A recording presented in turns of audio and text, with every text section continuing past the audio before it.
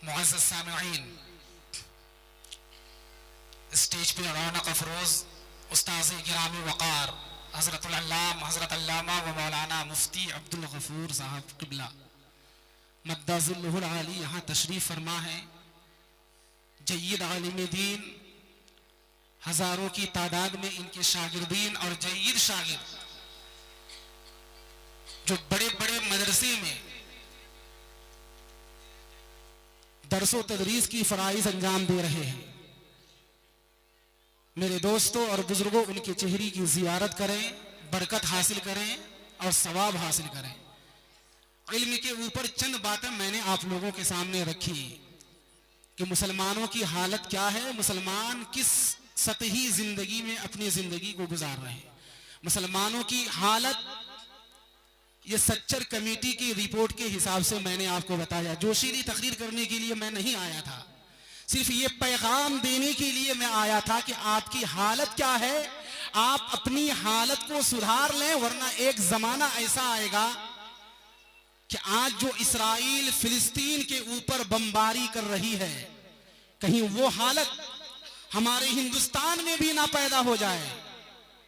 मेरे दोस्तों, फिलिस्तीन उस जमीन का मालिक है, उस जमीन में इसराइल घुसी है, फिलिस्तीन के जमीन में घुसी है। और ज्यादा दिन पहले नहीं, 1948 में, 70 साल पहले।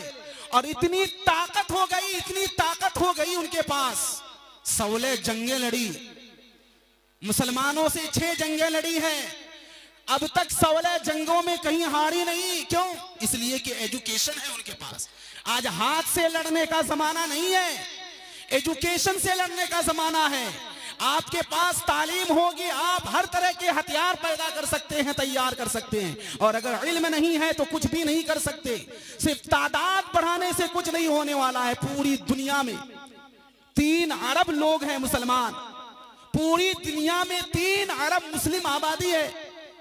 कोई इसराइल के साथ नहीं पाता, 90 लाख की तादाद है, उसके साथ मुकाबला करने वाला कोई नहीं है। हमारी हालत कैसी है वो तो आप सुन चुके। सिर्फ 2.5% लोग ग्रेजुएट। आप क्या कर सकते हैं? आपके पास डीएम नहीं है, एसपी नहीं है, कुछ भी नहीं है। जेल खाने को जाकर देखिए और रिपोर्ट पढ़िए, एनसीआरबी की रिपोर्ट पढ़िए, national crime record of bureau की रिपोर्ट पढ़िए। आपको पता चलेगा कि हिंदुस्तान में 14% मुस्लिम है। सरकार के कागज के हिसाब से 14% मुस्लिम है, लेकिन हिंदुस्तान में जेल में मुसलमानों की जो तादाद है, 100 जेली अगर जेल में है हजरत, तो 30 जेली मुस्लिम है। 100 जेली में 30 जेली मुस्लिम। 14% तादाद तुम्हारी है। अब बंगाल की बात करें तो 43% जेली हमारे बंगाल में मुसलमान है। अगर 100 लोग जेल खाने में है, 43% लोग मुस्लिम हैं हमारे। 43 आदमी मुसलमान जेल में है। वजह क्या है? मुसलमानों के पास तालीम नहीं है। यूपीएससी का एग्जाम हुआ मई 2023 में, उसका रिजल्ट आया है। कितने लोग पास हुए हैं? 933 लोग पास हुए यूपीएससी के एग्जाम में। और मुसलमान कितने पास हुए मालूम है? सिर्फ 32 लोग पास हुए हैं यूपीएससी के एग्जाम में। 14% के हिसाब से अगर आप आंकड़ा निकालेंगे तो कितना होगा? 100-150 से ज्यादा होगा। लेकिन तादाद कितनी है क्वालिफाई करने वालों की? सिर्फ 32 मुस्लिम यूपीएससी के एग्जाम में क्वालिफाई हुआ है। हमारी हालत यह है, जेल को हम आबाद कर रहे हैं, लेकिन स्कूल और मदरसों को आबाद करना नहीं चाहते हैं। आप अपने बच्चों को तालीम दीजिए। और ये तो अफसोस की बात है, हम मुसलमान हैं, कुरान में सबसे पहली तालीम अगर किसी चीज की अल्लाह ताला ने अपने बंदों को दी है तो वो कुरान में अल्लाह तबारक व तआला ने तालीम की। तालीम के बारे में अल्लाह तबारक व तआला ने अपने बंदों को हुक्म दिया, इक़रा बिस्मि रब्बिक, अपने रब के नाम से पढ़। तो जिस कुरान में, जिस अल्लाह ने अपने बंदों को सबसे पहले कुरान में इल्म के बारे में बताया, एजुकेट योरसेल्फ, अपने आप को तालीम याफ्ता बनाओ। और हम मुसलमान हैं कि हम कुरान को छोड़ दिए, इल्म को छोड़ दिए। इल्म को छोड़ के हम कामयाबी हासिल करेंगे? कामयाबी हासिल नहीं कर सकते, हमें कामयाबी नहीं मिल सकती है।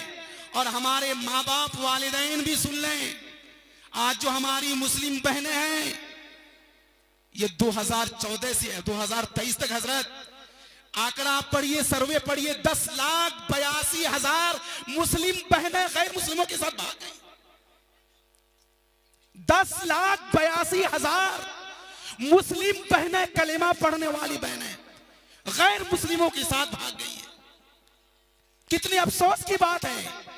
मुसलमान घर में पैदा हुए, मुसलमान घर में पैदा होकर कलेमा पढ़ी, कुरान की तालीम हासिल की, लेकिन हालत ऐसी हो गई, कॉलेज में पढ़ने की वजह से, स्कूल में पढ़ने की वजह से, माँ बाप की बेराह रवी की वजह से, माँ बाप की गाइडिंग ना करने की वजह से, माँ बाप की तरबियत ना करने की वजह से गैर मुस्लिमों से इश्क लड़ाई, गैर मुस्लिमों से मोहब्बत की, और मोहब्बत ही नहीं की बल्कि भागकर शादी भी की। और 10,82,000 मुस्लिम बहनें जो भाग कर गई है, उनमें से कितनी लड़कियों की जान ली गई है मालूम है? 3.5 लाख लड़कियां 2014 से 2023 के दरमियान किसी को फांसी लटकाकर जान ले ली गई है। किसी की जान को पत्थर से कुचल कर ली गई है। किसी को पत्थर मार मार कर हलाक किया गया है। मेरे दोस्तों, रमजान के महीने में रामनवमी के जुलूस के दिन एक नाइमा नाम की लड़की सिर्फ जुलूस के दिन, रामनवमी के दिन सिर्फ पोल्ट्री का गोश्त खा लेता है, चिकन का गोश्त खा लेती है। पोल्ट्री का गोश्त खा लेने की वजह से जो हिंदू शौहर होता है उसका, वो हिंदू शौहर घर में पहले फांसी लटकाता है। उस लड़की को फांसी लटकाई जाती है। फांसी लटकाने के बाद फिर उसको कुएं में लाकर नीचे गिराया जाता है और उसके ऊपर फिर पत्थर मार मार कर उसके सर को कुचला जाता है। हमारी मुस्लिम बहनें जो मुसलमान घरों में पैदा हुई है, पैगाम लेकर जाइए कि आज से हम अपने बच्चों को और अपनी बच्चियों को तालीम देंगे। अपने बच्चों को और अपनी बच्चियों को पहले दीन की तालीम देंगे।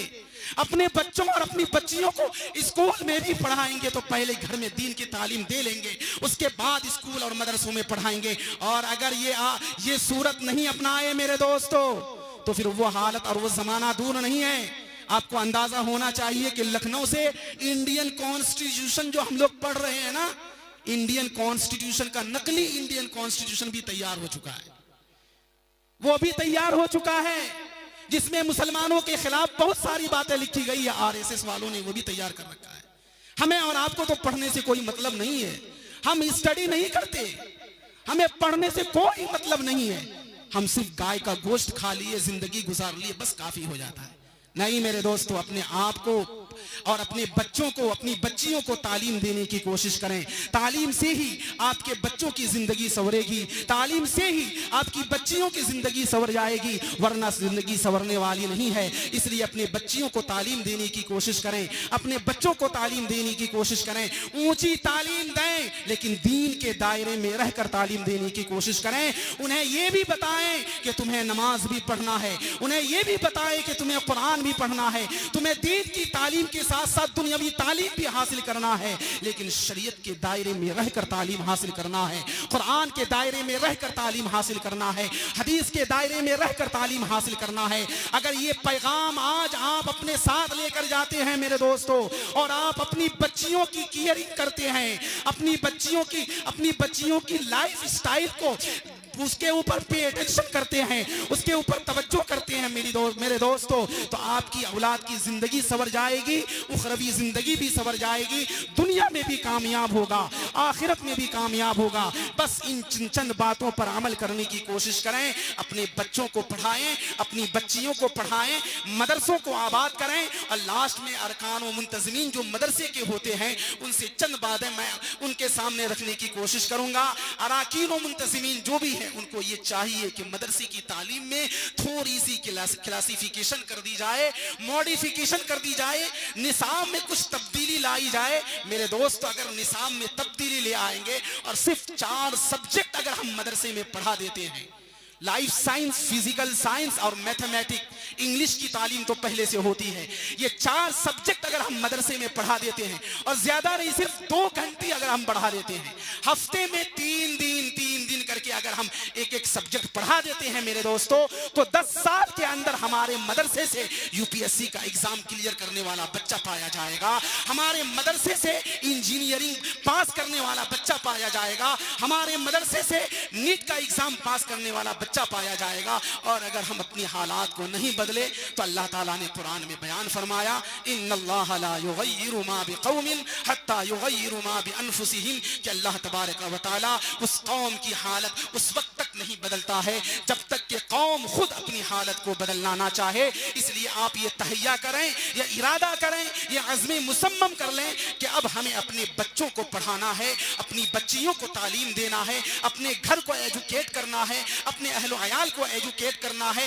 गांव में समाज में जो बच्चे इधर उधर घूमते हैं उनको मदरसों में एडमिशन कराना है, उनको दीनी तालीम देनी है और दीनी तालीम के साथ साथ दुनियावी तालीम भी देनी है। अल्लाह की बारगाह में दुआ है कि अल्लाह तबारक व तआला हम सबों को इन चंद उमूर पर अमल करने की कोशिश अता फरमाए और अल्लाह के नबी की बातों पर अमल करने की तौफीक अता फरमाए। और अल्लाह तबारक व तआला की बारगाह में दुआ है कि अल्लाह तबारक व तआला हम सबों को इहदिनस सिरातल मुस्तकीम पर चलने की तौफीक अता फरमाए। अस्तगफिरुल्लाह रब्बी मिन कुल्लि ज़ंबिन व अतूबु इलैहि। अस्सलामु अलैकुम व रहमतुल्लाहि तआला व बरकातुहू।